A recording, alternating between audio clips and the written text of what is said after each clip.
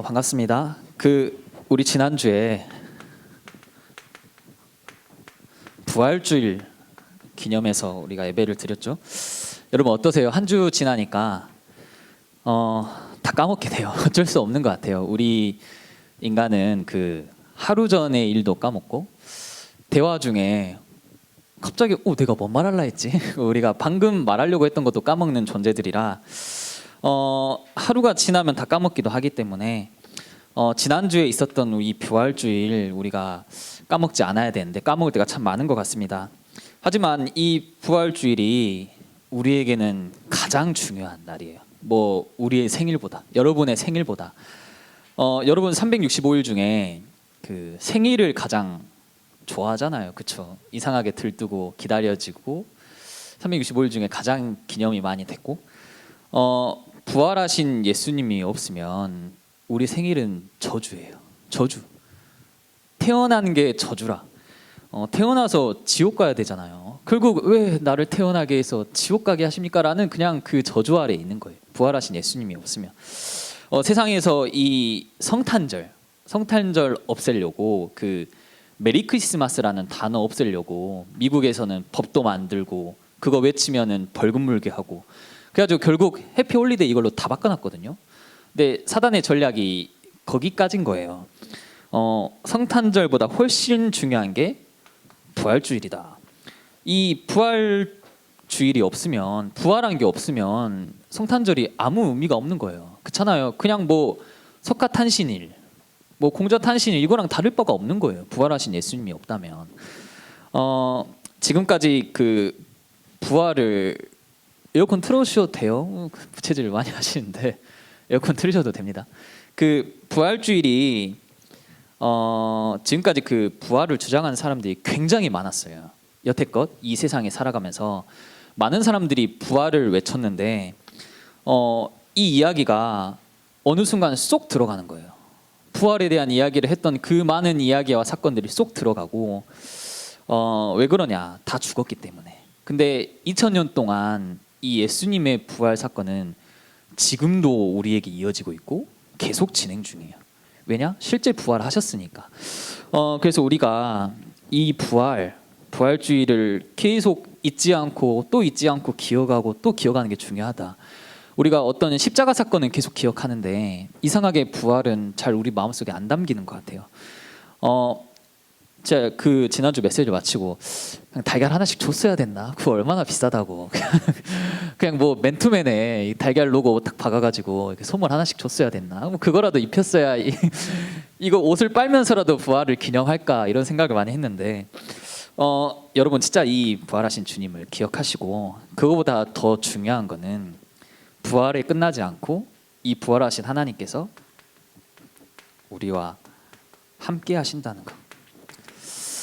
그거기 때문에 너무 중요한 것 같아요. 이 함께함 속에서 우리한테 어떤 중요한 신분이 나오거든요. 오늘은 좀 진우가 왜 이렇게 영어 단어를 많이 쓰냐고 해서 237답게 미국에서 쓰는 단어가 있어요. 헤드스타트라는 단어가 있는데 이게 출발선인 거예요. 그러니까 예를 들면은 여기 100m 달리기를 한다고 쳐봐요. 여기 이제 출발선이잖아요. 여기서 이제 딱 하면은 이제 출발하는데 출발선 앞에 10m 정도 앞에서 동일한 조건이에요. 예를 들면은 대학생하고 초등학생이 뛰는데 초등학생이 10m 앞에 뛴다 하면 그냥 대학생이 추월하겠죠. 근데 어떤 비슷한 수준의 사람이 10m 앞에서 뛰잖아요. 그러면은 마지막 결승선은 반드시 10m 앞에서 뛴 사람이 이길 수밖에 없어요. 무조건 이긴다고 합니다. 비슷한 수준이라면 아예 이 출발선 자체를 여기서 시작하지 않고 여기서 시작하는 거죠. 부활하신 하나님이 우리와 함께 하시는 거 또는 너 렘넌트야 라는 우리의 이 신분과 정체성이 아예 우리 출발선을 앞에서 시작하는 거, 아예 우리가 헤드 스타트다. 미국에서는 이 단어를 또 어떻게 쓰냐면 교육 정책에 사용해요. 저소득, 예를 들면 가난한 이제 어린아이들 있잖아요. 이 친구들은 배움의 기회가 적은 거예요. 돈이 없으니까.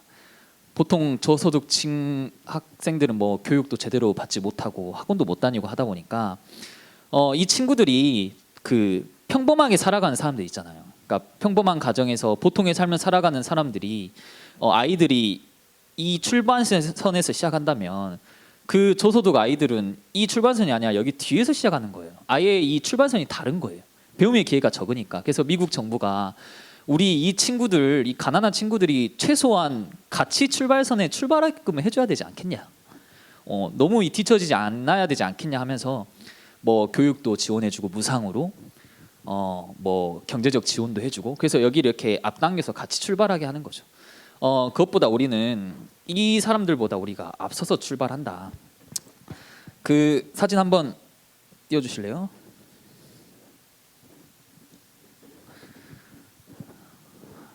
똑똑똑 사진 한번 띄워주시면 오류가 났나요? 네, 감사합니다. 그 이제 대학생이 되기 위해서 이제 수시가 요즘은 비중이 크잖아요, 고등학생들이. 그래서 이 수시를 컨설팅 해준다. 대학에 잘 가게 해준다. 여러분의 스펙을 만들어준다라는 컨설팅 학원이 있었어요. 그래서 뭐 명문대 입학시킨 수험생이 400명에 이른다고 아주 홍보한 유명한 학원이 있는데 이 학원이 다음 화면 넘겨주세요. 이 학원이 어떤 걸 했냐면 스펙을 판 거예요. 그러니까 이 고등학생의 스펙이 자기가 만들어 가야 되는데 이 고등학생의 어떤 스펙이나 능력을 이 학원이 대신해 주는 거예요. 그래서 뭐라 돼 있냐면 뭐 과학 소논문 제출해야 돼요. 이거 뭐 수상 이거 우리 아이한테 도움돼요. 근데 시간이 부족해 하니까 학원 측에서 실험을 진행해 준대요. 이 아이가 실험을 하는 게 아니라 학원이 실험을 해주고 실험이랑 소논문 작성하면은 뭐 수업횟수 모두 소진됩니다. 뭐 이런 식으로 파는 거죠.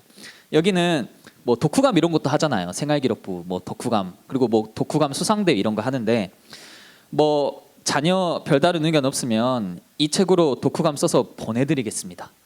그러니까 독후감을 잘 쓰는 어떻게 잘 쓰라 가르치는 게 아니라 독후감을 내가 써서 보내줄게요. 그대로 진행해 주세요 하니까 말투 등은 아이에 맞게 수정해 이렇게 해주세요. 다음 화면 넘겨주세요. 그래서 어떤 상황이 발생하냐면 여기 컨설팅 학원에 대학원생이 많아요. 아니면 전문가들.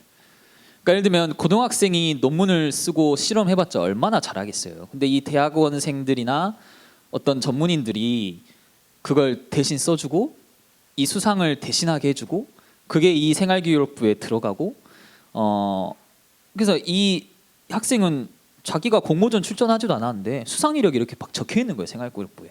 다음 화면 넘겨주시면 그래서 이 스펙을 이 어떻게 했냐면 건당 100만 원에서 560만 원까지 거래됐다고 합니다. 이거 하나 해줄게. 560 어마어마하죠. 저희 부모님 560만 원도 못 버는데 우리 560만 원을 건당 100만 원에 파는 거예요. 이게 스펙을 파는 시대가 됐어요. 왜 이렇게까지 할까요? 어떻게든 내가 이 출발선 앞에서 시작하고 싶어서 우리 자녀가 평범하게 이해하지 않고 더 앞서가길 바라는 부모의 마음이겠죠. 다음 화면 넘겨주세요. 여기는 초등학교 정문이에요. 초등학교 정문에 학교 끝날 시간에 이제 학생들이 학부모님들과 뭘 기다리고 있는 줄 아세요? 학원을 기다리고 있습니다. 그래서 여기 학원에 이 노란 차들 줄줄이 대기를 하고 있죠. 그래서 정문인데 공교육, 여기 사교육, 이게 무슨 그림이지? 뭐 짜장면 짬뽕이 혼합돼 있는 듯한 학교 앞에서 대놓고 우리 학원 데리고 갑니다 하고 있으니까. 근데 이 사람들이 학원 가기 위해서 어마어마하게 모여 있는 거예요. 이 사교육 그 받고자 어린아이잖아요. 최근에 21개월 아이한테 수학 학원을 보냈대요. 그래서 요즘은 저도 모르겠어요. 왜 그렇게까지 해야 되는지. 다음 화면 넘겨주시면 1인당 사교육비 부모님들이 내시는 돈 사교육에 참여하는 보통 초중고 학생들이 한 달에 40만 원 정도 39만 9천 원 여러분 부모님들이 이렇게 냈대요. 평균적으로 서울에 있는 고등학교는 70만 9천 원 서울에 있는 일반 고등학교는 무려 한 달에 75만 7천 원씩 이렇게 내고 있다고 합니다. 자녀를 위해서. 등골 브레이커죠, 아주 자녀들. 저는 고등학교 때 학원을 다녀본 적이 없어서 고등학교 이후로. 근데 실제로 사교육이 완전 팽배하고 이렇게 진행되고 있다. 근데 뭐 저는 사교육을 이렇게 뭐라 하는 게 아니라 왜 이런 현상이 발생하냐면 우리 자녀 뒤처지지 말라고. 여기서 어떻게든 시작해보라고. 무조건 이 싸움에서 이겨보라고. 네, 사진 꺼주셔도 됩니다. 여러분 그 종교와 복음의 차이도 알잖아요. 종교는 뭐라고 정의할 수 있죠? 한마디로 종교는 그냥 답을 찾아가는 거예요. 그렇죠? 답을 찾아가는 거고 복음은 뭐냐? 이미 답이 나와 있어요. 그냥 우리가 답 가지고 현장에 나가는 거잖아요. 그렇죠? 우리가 복음을 교회 와서 막 복음 찾으려고 이리저리 뛰지 않잖아요. 그렇죠? 막 내가 종교인들이 이 답 찾고자 본인의 시간을 내서 수양하고 절제하고 금욕하고 막 시간 내고 막 3,000배 하고, 근데 우리가 이 복음을 찾으려고 막 이리저리 헤매고 노력하고 그러진 않잖아요. 이미 하나님이 주셨고 우리 답 가지고 현장에 나가기만 하면 돼요. 지난주에 제가 절을 방문했거든요. 원래 절을 제가 안 좋아해요. 절의 그 향 같은 게 굉장히 역해서. 근데 이제 학교 과제가 있어서 절을 방문했는데 거기서 한 처사, 그러니까 이 처사라는 직책은 스님도 아니고, 그러니까 머리도 안 밀고 스님복도 안 입더라고요. 그냥 자유복으로 입는데 그 절을 이제 관리하고 청소해주는 그런 사람이에요. 처사라는 직원이 있는 거죠. 근데 그 사람은 이제 직장을 은퇴하고 1, 2년간 불교 공부를 하고 이제 절에 와서 처사로 일을 하는데 뭐 저희가 인터뷰하는 게 저희 과제였으니까 그 사람하고 만나서 이제 대화를 하는데 그 사람이 말하는 게 내가 여기 1, 2년 있어봤고 내가 아침마다 매일 7시에 법회라해서 절을 드린대요. 근데 이걸 하지만 아직 내가 뭐가 뭔지 모르겠다. 나는 아직도 답을 찾아가는 과정이다. 그러니까 이 불교 그 사람의 생각은 계속해서 답을 찾아가는 거예요. 답을 어떻게든 갈망하고 얻고자 하고.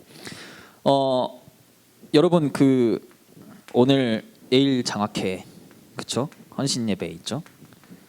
오늘 뭐 부장당로님이랑 또 여러 명 친구들이 지금 다른 곳에 리허설한다 가 있는데 뭐 여기에 OMC 이거 왜 하는 줄 아세요?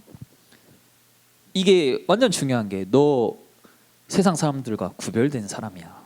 너 랩넌트야. 너 이 복음 가지고 마음껏 도전해봐.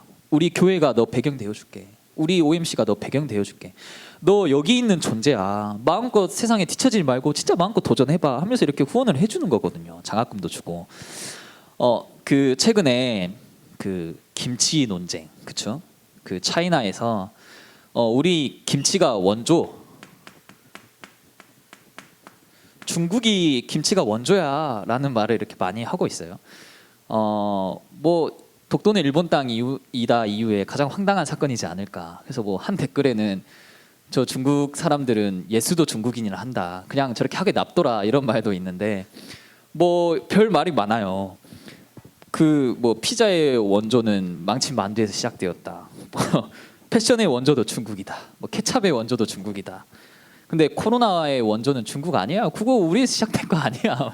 원조의 부정, 코로나는 아니라고 하고. 근데 이 중국 사람들이 김치가 자기 거라고 막 국제 표준에서 이렇게 정해졌다 이렇게 한 거예요. 그러니까 국제 표준화 기구라는 데가 있어요. 뭐 우리나라 기업 단체는 아닌데 여기서 아니야 이런 거예요. 너네 거 아니야. 이렇게 아예 팩폭을 떨어버리는 거죠. 그리고 뭐 유명한 BBC 뉴스에서도 김치는 중국 거 아니다. 이렇게 연타를 날리고 뭐 외교관한테 공격을 하니까 외교관이 막 얼버무리더라고요. 그러니까 자기들도 확신이 없는 거죠. 근데 왜 이렇게 원조라는 단어를 강조할까? 이 원조라는 단어가 주는 대표성이 있어요. 대표성. 그 원조의 뜻이 어떤 첫 대가문 아니면 어떤 일을 시작한 첫 사람, 어떤 게 시작된 어떤 사물이나 사건을 말하는 거거든요. 대표성이 있는 거예요. 길 가다가 거리에 간판에 원조라는 간판이 붙으면 맛집일 확률이 77%라고 해요. 어마어마하죠. 그래서 여러분 뭐 아무데나 들어가지 마시고 원조 있으면 그냥 77% 확률로 맛집이기 때문에 들어가셔도 되는데 이 원조가 주는 의미가 여기가 처음 시작했구나. 여기가 진짜구나. 여기가 진짜 대표하는 곳이구나. 뭐 예를 들면은 창평국밥이 전국에 수도 없는데 원조 창평국밥 하면 거기에 있는 사람들이 줄을 설 수밖에 없는 거죠. 이 원조가 주는 대표성이 있는데 인류의 최초 조상, 이 인간의 원조가 누구였죠? 아담. 이 아담이 하나님을 떠나버렸어요. 그렇죠? 그러면 이 원조인 인간이 하나님을 떠났잖아요. 그 후로 모든 인간도 다 하나님을 떠난 거예요. 대표성이 있기 때문에. 이 아담 원조였던 첫대의 조상이 하나님을 떠났고, 그 이후에 모든 사람이 하나님을 떠났고, 그때 하나님이 원시 복음을 주시잖아요. 원조에 또 복음을 주세요. 첫 복음.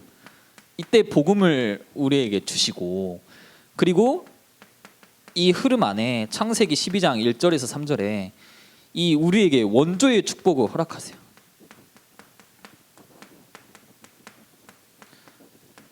아브라함에게 너로 큰 민족이 이룰 거야. 너가 밟는 모든 땅 다 차지할 거야. 그랬잖아요. 너가 있는 그곳이 복이 될 거야. 아예 원조의 축복을 허락하신 거예요. 이 흐름 안에 우리가 들어와 있잖아요. 그렇죠? 이거 옛날 사건 아니잖아요. 이 복음 안에 우리가 들어와 있고, 이 원조의 축복 안에 들어와 있고, 그러면 그냥 우리 인생은 진짜 헤드 스타트잖아요. 앞서서 시작하는 거잖아요. 그런 말 많아요. 인생은 속도가 아니라 방향이다. 우리 스스로 드는 생각은 난 늦었어. 이런 생각을 많이 하는 것 같아요.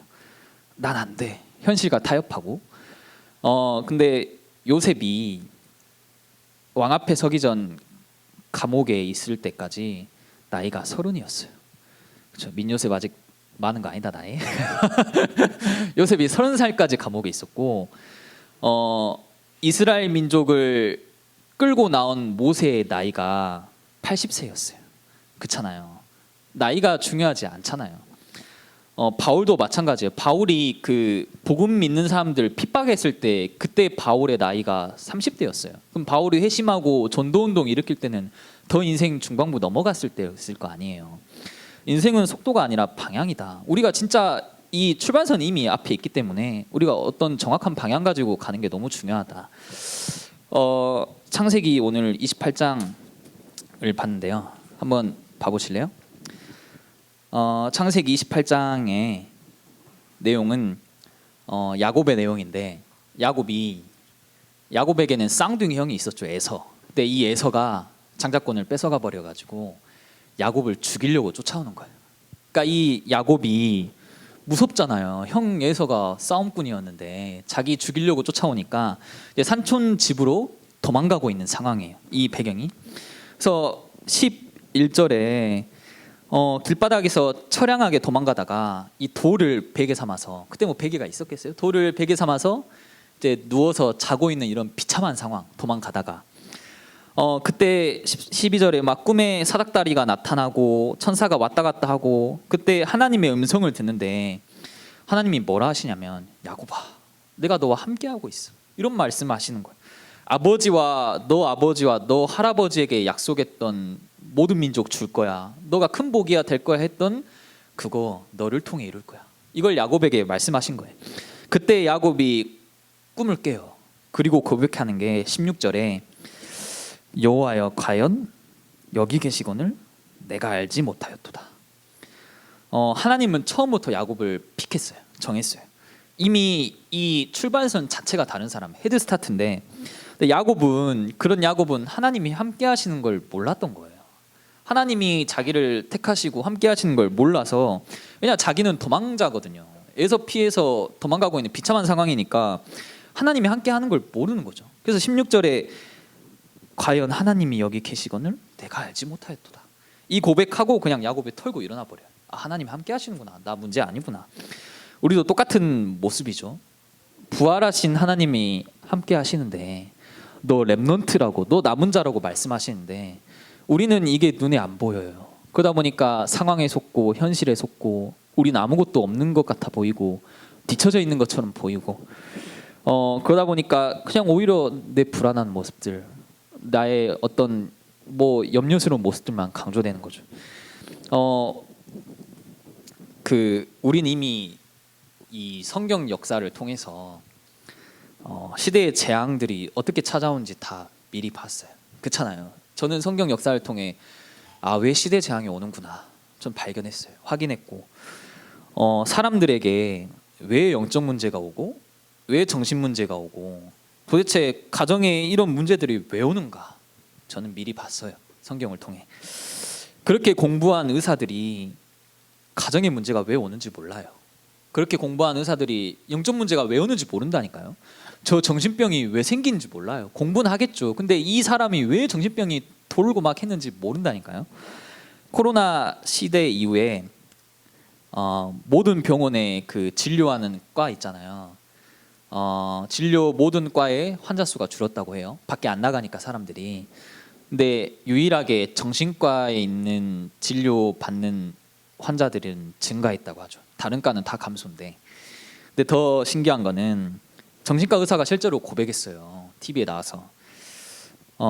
정신질환 환자를 돌보는 정신과 의사들이 극단적인 선택을 가장 많이 한다고 해요. 의사들 중에서. 왜 이런 일이 발생할까? 우린 다 봤잖아요. 미리 봤잖아요. 우리는 이미 여기서 시작하고 있는 거예요. 왜 여기 시대의 재앙이 왔고 왜 이런 문제들이 쏟아지는가? 고등학교 때는 수능이 너무 커 보이는 거 있죠. 수능이 너무 커 보이는 거예요. 근데 제가 벌써 이제 10년이 지났거든요. 수능 본 지. 그 수능이 아무것도 아닌 거예요. 그냥 껌 같은 것 같아요. 뭐 비문학 몇 개 풀다 말지 이런 느낌. 제가 20살 때는 군대가 너무 커 보였어요. 저 군대 어떻게 하냐? 막 나 어떻게 가지? 근데 지금 벌써 또 예비군이 끝나가거든요. 그러니까 이 군대가 아무것도 아닌 것 같아 보이는 거예요. 나이가 먹다 보니까.